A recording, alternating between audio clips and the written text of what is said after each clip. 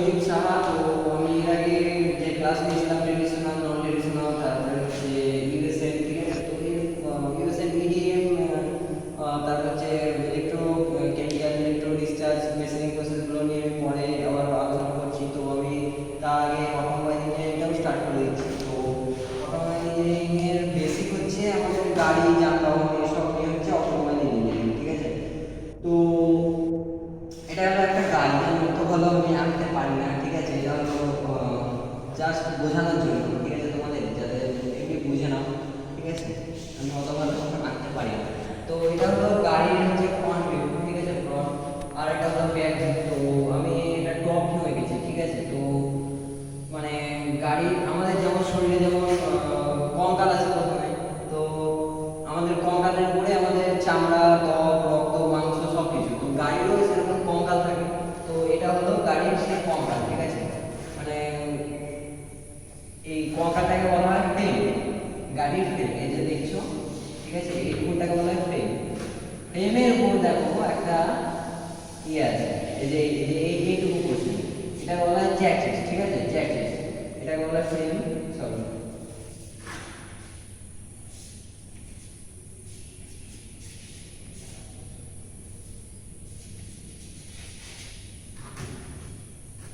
এটা চ্যাকচিস, এগুলো হচ্ছে হুইল, ঠিক আছে। আর এই জায়গাটা থাকে ইঞ্জিন।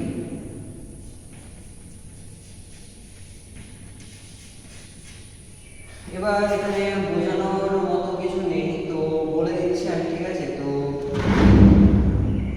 গাড়ির প্রথমে থাকে ফ্রেম, ফ্রেমের উপর থাকে চ্যাসিস, চ্যাসিসের উপর থাকে বডি, ঠিক আছে। তো বডিটা এখানে দেখানো হয়।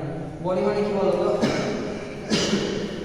যে ওই সিট মেটালের যে থাকে না, মানে যে সিট মেটালের মানে যে রং করা থাকে যেটা, সেটাকে বলা হয় বডি, ঠিক আছে। তো বডিটা আঁকতে গেলে 3D আঁকতে হবে, ঠিক আছে। তো এখানে আমি জাস্ট বুঝিয়ে দিয়েছি, ঠিক আছে। এটা চ্যাসিস, ঠিক আছে।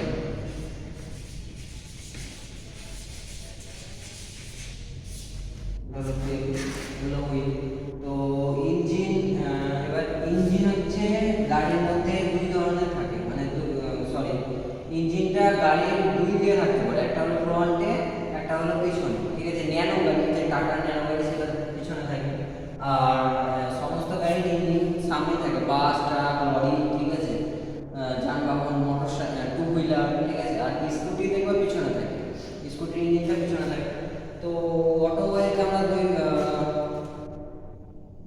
হুইলের দিক থেকে আমরা 6 ভাগে ভাগ করতে পারি, ঠিক আছে। Two wheeler, four wheeler, sorry, two wheeler, three wheeler, four wheeler, six wheeler, mainly 4 ভাগে। আর হচ্ছে যে 12 চাকার লরি, আর হচ্ছে 10 চাকার ট্রাক, ঠিক আছে।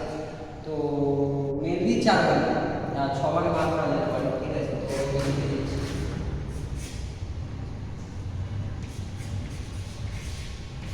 টু হুইলার,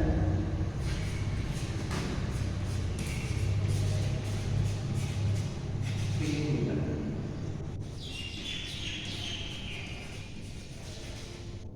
ফোর হুইলার,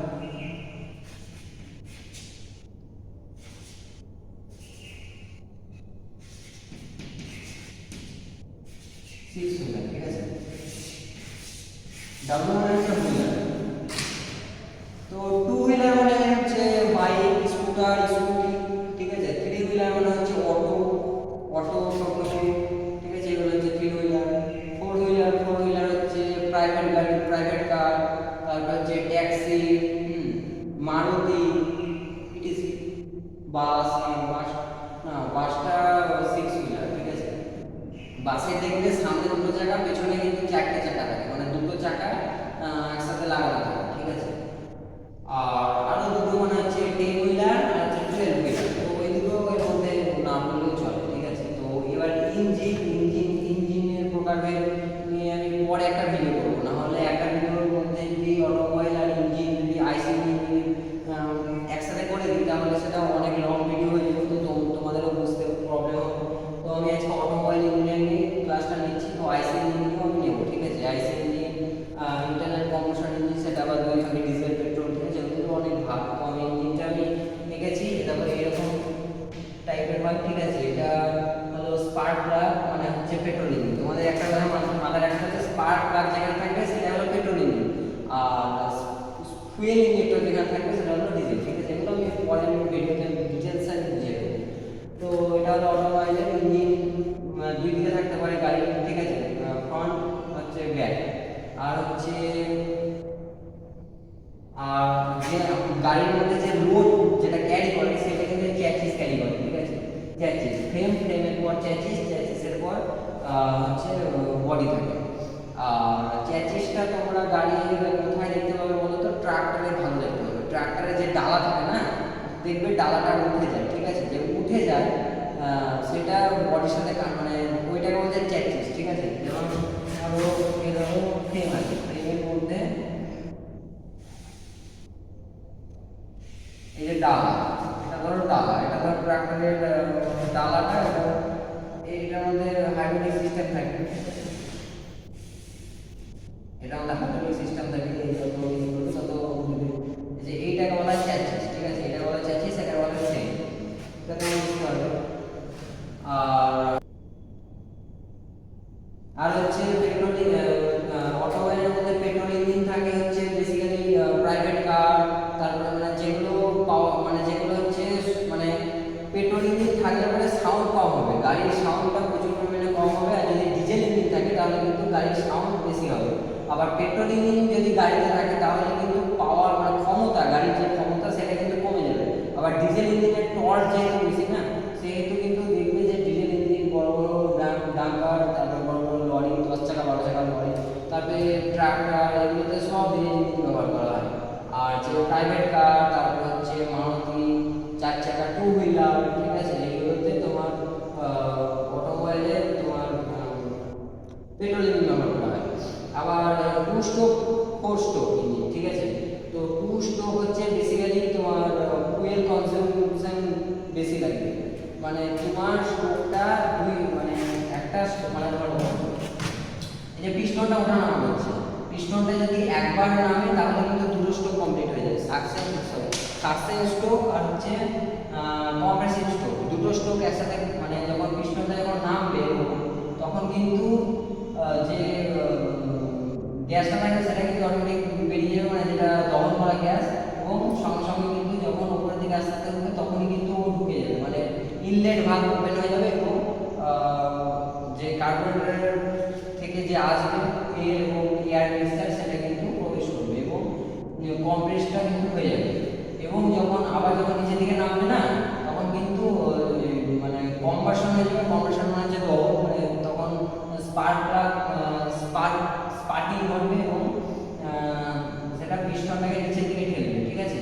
তখন কিন্তু দুটো স্ট্রোক একসাথে কমপ্লিট হয়ে যাবে। আর ফোর স্ট্রোক মানে কি? ফোর স্ট্রোক মানে হচ্ছে তোমার পিস্টনটা একবার উঠবে, মানে সরি একবার নামবে না, যখন নামবে তখন হবে সাকসেন, যখন নামবে তখন হবে সাকসেন, আবার যখন উঠবে তখন হবে তোমার কম্প্রেসিভ, আবার যখন নামবে তখন হবে তোমার পাওয়ার স্ট্রোক, আবার যখন উঠবে তখন হবে তোমার আউটলেট, না সরি ওটা হচ্ছে তোমার এক্সজস্ট আউটলেট ভালটা খুলে যাবে এবং যে দহনের যে গ্যাস সেটা বেরিয়ে যাবে, ঠিক আছে। তো এটুকুই জেনে রাখো। আর আমি এটার পার্টসগুলো বলে দিই। এটা হলো পিস্টন, এটা হলো পিস্টন, ঠিক আছে। পিস্টন, এটা হলো পিস্টন সিলিন্ডার, এই যে এইটুকুটা হলো সিলিন্ডার, ঠিক আছে।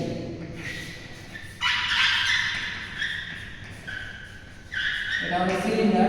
আর সিলিন্ডারের মধ্যে পিন থাকে, সিলিন্ডারের গায়ে পিন থাকে। পিনগুলো কেন থাকে বলে যাচ্ছি। পিনগুলো মানে একটা পিস্টন যখন দহন হচ্ছে তার ভেতরে, ঠিক আছে, সিলিন্ডারের মধ্যে যখন ওঠানো করছে না তখন কিন্তু প্রচন্ড পরিমাণে টেম্পারেচার, আর এই যে স্পার্ক প্লাগ, যেটা স্পার্ক হচ্ছে এটা হচ্ছে 7000 ডিগ্রি কিন্তু সেন্টিগ্রেড উৎপন্ন করছে একবার যখন স্পার্ক করছে।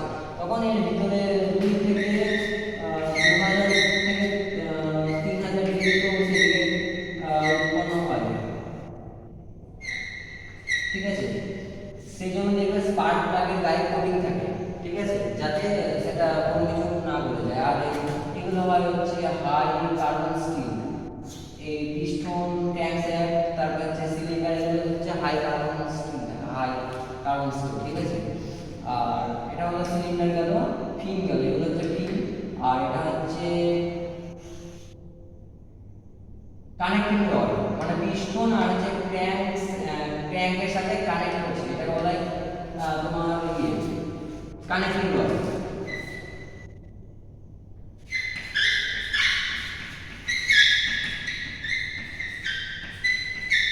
এটা বলা হয় ক্র্যাঙ্ক।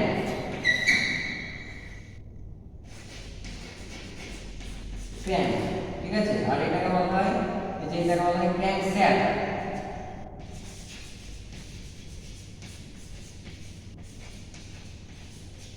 ক্র্যাঙ্ক শ্যাফট, ঠিক আছে। ক্র্যাঙ্ক শ্যাফটের সাথে ফ্লাইহুইল থাকে।